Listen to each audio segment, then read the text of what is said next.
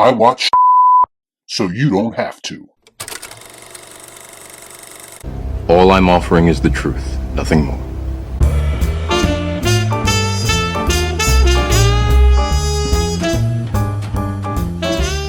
That's right, it's time for the Reely Awards 2024, a show that recognizes both the good and bad that Hollywood had to offer in this calendar year. If I'm being honest, 2024 has not only been one of the best years for my channel overall, it's also been one of the best years for me personally when it comes to reviewing movies. What's interesting to me is that as I was going through all my reviews and preparing for this video, and I had came to the conclusion that I reviewed about 46 new movies this year, and that it was about a 50-50 split as it pertains to movies that I found enjoyment in, and movies that I disliked. I don't believe it! That's progress, ladies and gentlemen.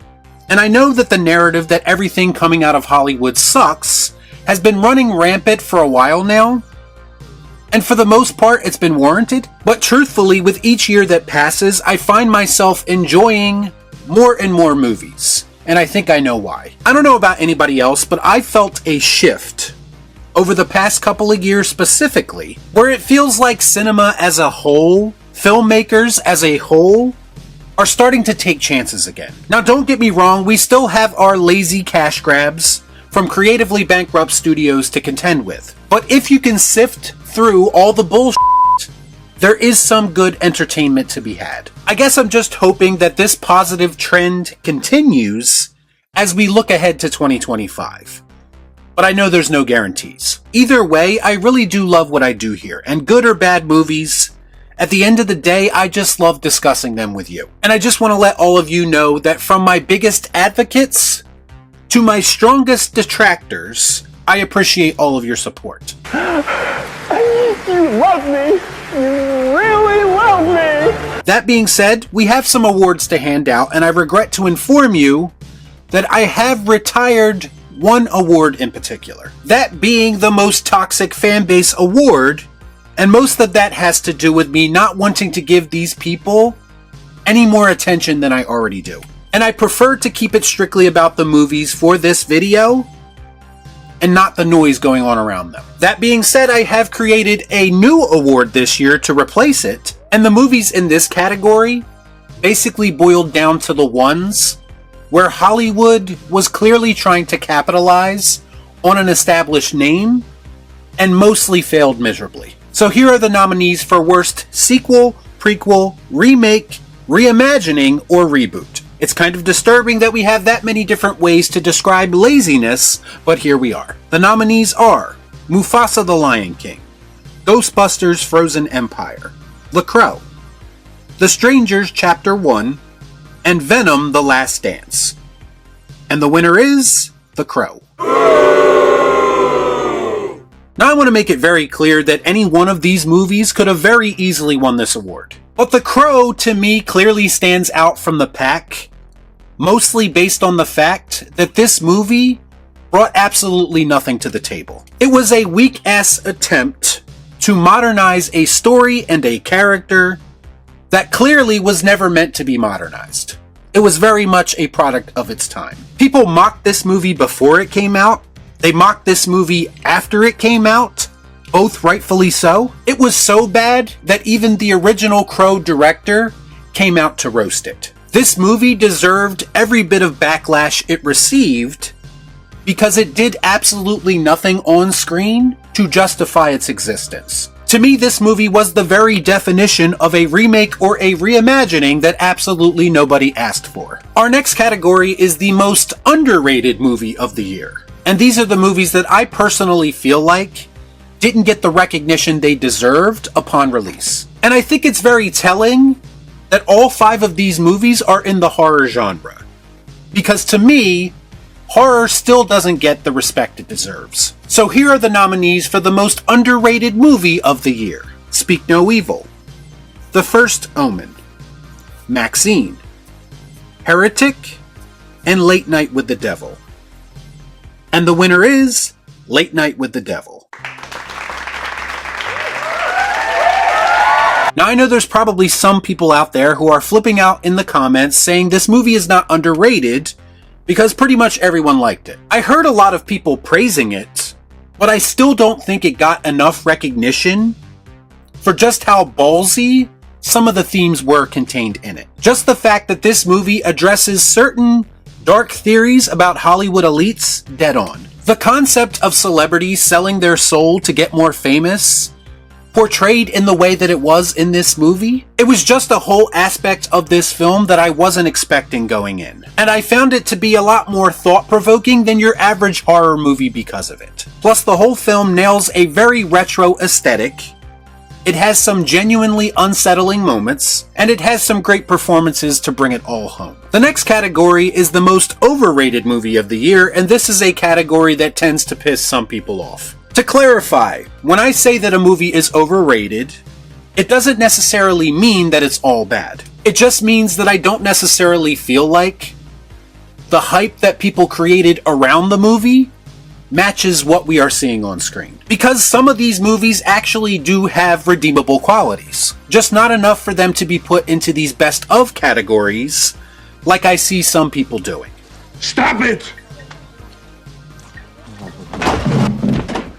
So for me, these are the nominees for most overrated movie of the year. Deadpool and Wolverine, Longlegs, Alien Romulus, Nosferatu, and Wicked.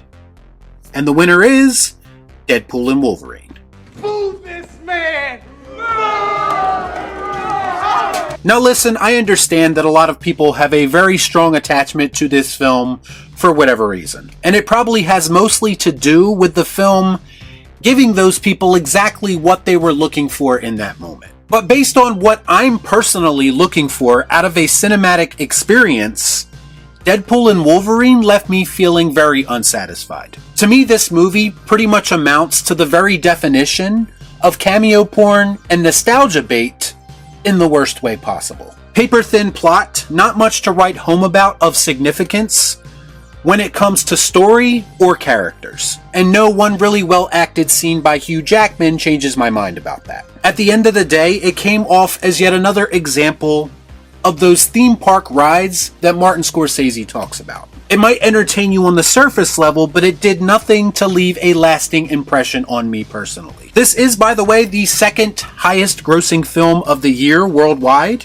so I guess it was doing something right. But for me, it was one of those movies that I forgot about the second I left the theater. Next, we have the most surprising movie of the year category. And these are films that I went into them with no expectations or even low expectations, and was pleasantly surprised. So here are the nominees for most surprising movie of the year. The Substance, The First Omen, Late Night with the Devil, Civil War, and Beetlejuice. And the winner is Civil War. For those of you who have been around the channel for a while, you will know that I was a big advocate for this film after seeing it. And the movie just got better and better the more I thought about it.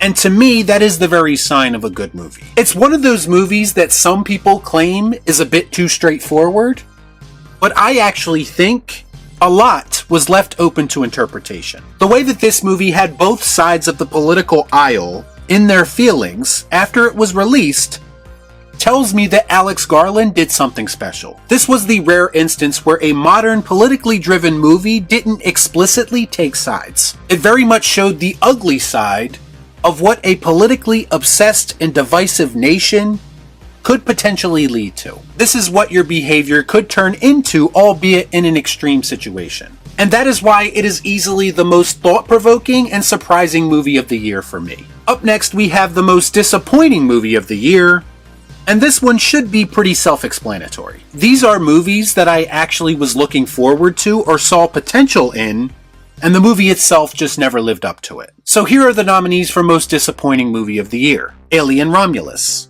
Joker 2, Rebel Moon Part 2, A Quiet Place Day 1, and Nosferatu. And the winner is, by a landslide, Joker 2. Words can't express just how disappointed I was with this movie. It was so bad that I was calling it the Last Jedi of DC. And knowing what we know now, it is entirely possible that this was Todd Phillips' desired reaction. As a massive fan of the original film, I was one of the few people who was willing to give this movie a chance. When everyone else was getting upset over the prospect of it being a musical, I was there saying I had faith in the people involved to pull it off, because at that point, I didn't have a reason to doubt them. After seeing it, however, I quickly realized that I let my fandom get the better of me. The fact that this movie was a musical was actually the least of its problems. The real issue is that it actively undermines everything that I loved about the original, and that to me is unforgivable. I just have zero interest in a movie actively telling its audience to f*** off. As appealing as that is to some people, I think it's counterproductive if your goal is in fact to get people invested in your movie. And I do think that the poor box office performance for this movie reflected that. Get what you f***ing deserve! Okay, we're finally here at the two biggest awards of the year. We'll start with the worst movie of the year, and to be clear, I did see a lot of bad movies this year, but there were only a handful that actually made me wish I was somewhere else while watching them. You see, I'm the type of person that could have a good time even with a bad movie because I like the theater experience. But if the movie is so bad that I feel genuine discomfort while watching it, that's how that movie finds its way into this category. So here are the nominees for the worst movie of 2024. Kraven the Hunter, Boy Kills World, Madam Web, Borderlands, and Night Swim. And the winner is Boy Kills World. Now I know there's a lot of people out there who took issue with my review of this movie and enjoy movies like this to a certain extent, but I can't ever remember being so disinterested in a movie that I actually got up out of my seat and started pacing in the back aisle of the theater. Don't worry, there was nobody else in the theater at the time, and that's probably for good reason. The only way that I can describe this movie is mindless, inconsequential action wrapped up in a terrible gimmick that wears out its welcome in the first 15 minutes. There's this internal monologue gimmick that they use in the movie that was really testing my patience. And I know someone's going to say, well, that's the most original movie on that list you just gave. And I would respond and say, not really. To me, it was a mass of cliches masquerading as something original. And it was easily one of the biggest waste of times I had at the movies all year. Don't waste my motherfucking time! Finally, we are at the big one, the best movie of the year according to yours truly. Now, I've seen a lot of movies this year, but these 5 are easily the ones that stuck with me the longest after watching them. For me, I have the best time when watching a movie when that movie is either showing me something I've never seen before, or the movie has me thinking about it long after I've seen it. And all 5 of these nominees would qualify, and they all deserve their flowers, but only one can take home the big honor. So without further delay, these are the nominees for Best Movie of the Year. Dune Part 2, Furiosa: A Mad Max Saga, Civil War, Late Night with the Devil, and The Substance. And the winner is Dune Part 2.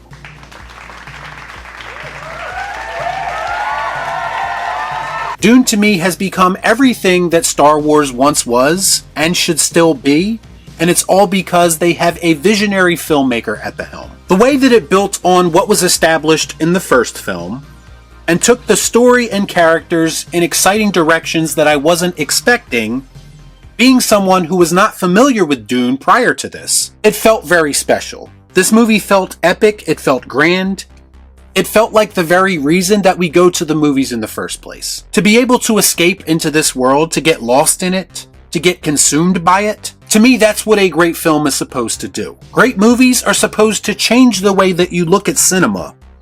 And to me, Dune Part 2 did that several times over. It literally puts any big budget blockbuster you could possibly think of in the modern era to shame, with everything from its visuals to its story to its performances and everything in between. This is why Dune Part 2 is the best movie of the year in 2024, in my opinion. So let me know your picks for all of the categories in the comments down below. And I'll see you in 2025 for yet another great year at the movies. Y'all be cool. Right on.